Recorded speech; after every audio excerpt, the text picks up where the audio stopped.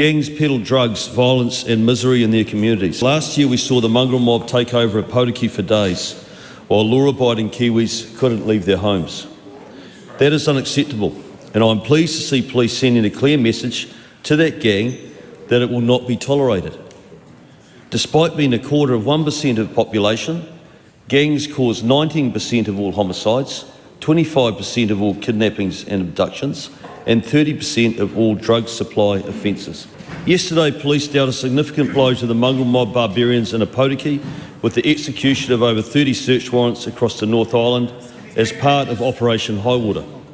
This resulted in 28 arrests, $800,000 of assets being restrained, and the seizure of firearms, drugs and gang patches. I want to thank every police officer involved for their outstanding work. Yesterday was a good day for a Potiki. Giving a Potiki the space to rebuild after years of dealing with misery that gangs have inflicted on the community.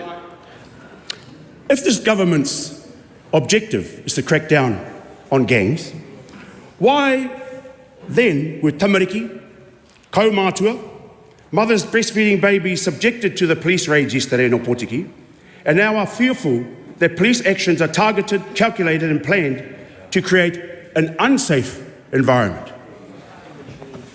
Well, we don't want tamariki being in a gang environment. It's not the police officers that choose to keep weapons and drugs in the houses. It's those gang members that choose to do that. We know that there's been too much intergenerational harm related to gangs in this country. We should all be motivated to addressing that, and the police's job is to crack down on the violence and the drugs and the misery that these gangs peddle in our communities. I love a Potiki. I think that it's a beautiful provincial town and a beautiful part of the country. I don't think it wants to be known as a gang town. I've met with local iwi leaders and they feel exactly the same way, and we're all joined up, we're all motivated in making sure that a Potiki becomes a safe community that isn't known as a gang town and it can enjoy a strong reputation in our country. Right Honourable Winston Peters. It's not a fact that the greatest victims of gang crimes are in fact Maori, and particularly in Opotiki.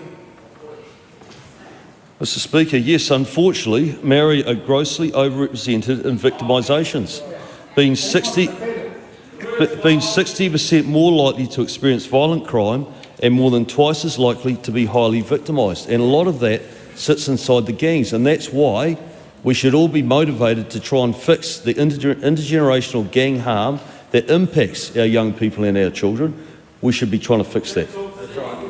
Te Pāti Māori co-leader Rawiri Waititi has described a police operation in Potiki as a, quote, state-sponsored terrorism. We're talking about the continuous violation, predatory behaviour by state-sponsored terrorism.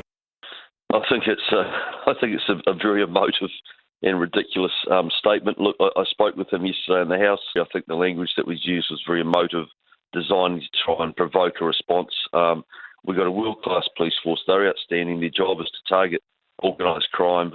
We know that the mongrel mob and these gangs are causing havoc in the communities on the East Coast. This has been an operation that has been running for about 10 months. It's been very effective. They've done an outstanding job. The police are always sensitive in the way they go about these things, but they're targeting gang members that are involved in organised crime. They have firearms, they have drugs, they're peddling meth through the schools. And by the way, the police were able to stop 2 planned assassinations by these gang members. So we've been very clear. The amount of intergenerational harm that we've seen in this country that relate directly back to the gangs, in my view, is just completely, totally unacceptable.